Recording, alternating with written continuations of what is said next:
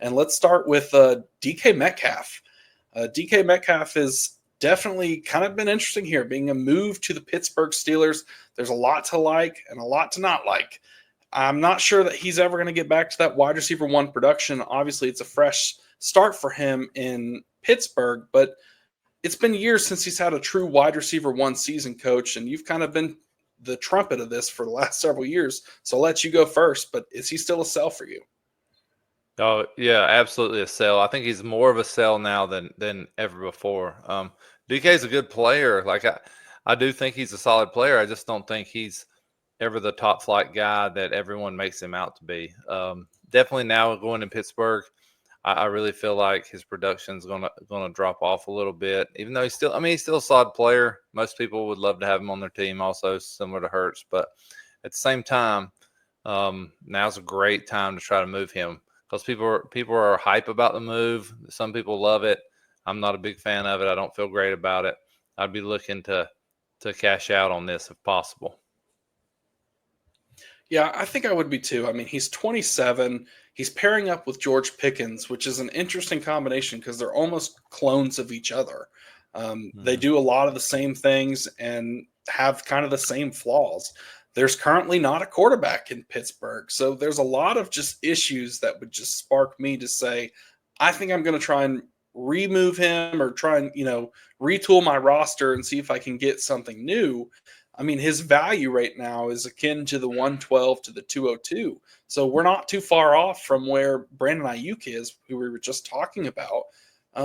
But, given the situation in Pittsburgh, I think I would be looking to move DK Metcalf if I could. Yeah, I just think in general, the world thinks DK is a top 5 wide receiver without thinking about it and looking at the numbers at times. 22 in half PPR, he was wide receiver 18. 23, he was 16. Last year, he was wide receiver 32. Like, I just think you can get more for him than the production you're going to get in return if you keep him. Yeah, totally agree. And I think a lot of times we're hanging our hat on that 2020 season where he had 83 catches for 1,300 Mhm. yards and 10 touchdowns. Outside of that, it's been disappointment. I mean, in 2021, he was wide receiver 11 with 12 touchdowns, but 66 catches last year, 66 the year before, just barely around 1,000 yards each season. So he's not necessarily moving the needle. Like you said, he's a good player, but he's not going to be a guy Mhm. that can be your wide receiver one.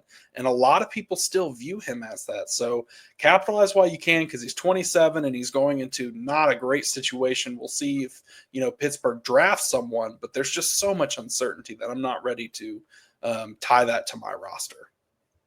Yeah, and you got to know this hurts Matt to say because no one's been a bigger DK Metcalf fan than Matt has. Yeah, I was hopeful a lot of times he could bounce back to that previous form. I mean, he's just an athletic freak, but it's just frankly not there. And it's not going to be there in Pittsburgh for me. So I would be looking to move. I mean, if you could get anything like the 112 to the 202, I'd be absolutely satisfied with that. What about you, coach? Would you be happy with any of those picks? Oh yeah, anything late first, early second, I would 100% consider that for DK. Yeah, and I think you can get that done. I mean, I'm currently in one of the leagues that we're both in. I own DK, and I'm trying to currently move him for a running back. So if I can get that done, maybe during the show, I will certainly share that. But so far, it's not there yet. But I'm really looking forward to getting him off my roster.